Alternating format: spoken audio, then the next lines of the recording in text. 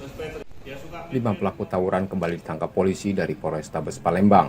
Mereka tertangkap polisi yang patroli di daerah Sako, Palembang. Dari pelaku, polisi mendapati 1 botol bom molotov yang rencananya akan digunakan saat tawuran terjadi, selain senjata tajam berbagai jenis. Kemudian kelompok-kelompok IG ini saling berkomunikasi tantang-tantangan, kemudian terjadi perencanaan untuk saling gayung bersambut terhadap aksi tawuran atau tantang-tantangan yang terjadi di antara mereka.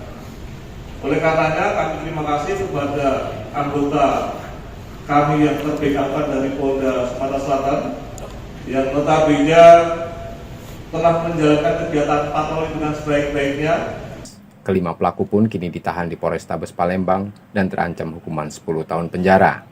Selain 5 tersangka, polisi juga mengamankan 5 pelaku lain yang juga diduga akan melakukan tawuran. Namun polisi tak mendapatkan senjata tajam apapun dari pelaku sehingga mereka menjalani pembinaan.